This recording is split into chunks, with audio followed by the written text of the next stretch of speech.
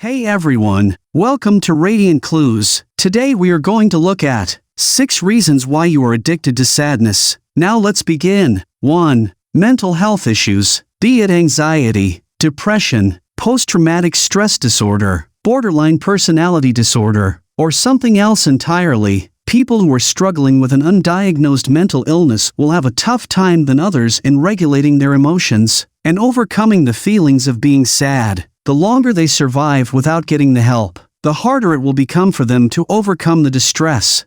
2. Past trauma. As we are figuring out the reason for sadness, trauma can frequently lead to an unconscious wish for sadness in our life. Why? Because persons who have endured a traumatic experience have a difficult time letting go of the past, and instead fall into the traps of denial, negativity, and self-sabotage. They frequently struggle to move on. They develop resistance to positive change because happiness, safety, and stability suddenly appear so frightening and foreign to them. In their view, happiness is temporary and ephemeral, so why pursue it if it will just result in disappointment? 3. Lower self-confidence.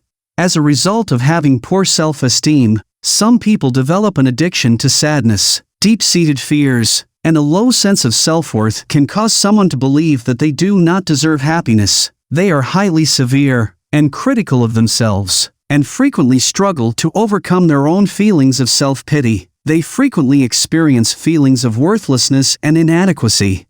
4. Positive reinforcement.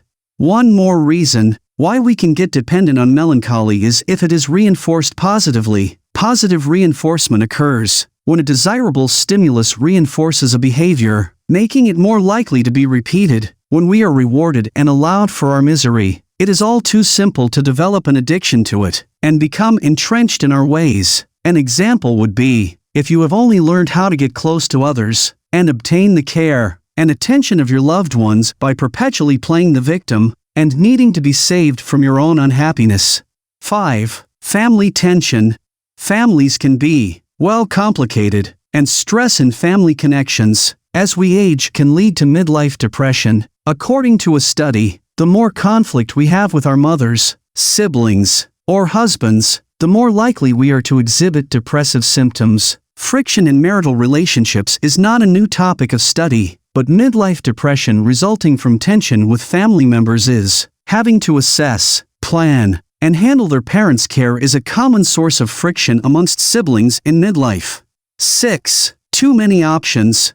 Whether considering how to save, where to live, or what to purchase, the sheer quantity of accessible alternatives can be intimidating. This is not an issue for individuals who choose the first item that satisfies their requirements. Nonetheless, some individuals respond to the abundance of possibilities by thoroughly examining their options in quest of the optimal decision. According to research, this coping strategy is associated with perfectionism and despair. This can result in paralysis in decision-making, worry, and constant stress over time. And in a culture that teaches us there is no reason for falling short of excellence when there are unlimited possibilities, too many options can lead to clinical depression.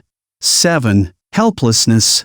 Helplessness, a notion first investigated by psychologist Martin Seligman, is defined as a sensation of powerlessness, frequently resulting from a traumatic incident or chronic inability to achieve, which tends to evolve into depressive and self-destructive behavioral habits and inclinations. Simply explained, learned helplessness occurs when a person has been repeatedly abused and traumatized to the point that they no longer feel that things can improve. You become resigned, hopeless, and addicted to melancholy because tragedy and suffering have played such a significant role in your life for so long that you begin to believe there is nothing you can do to change the situation for the better, and you have become accustomed to it.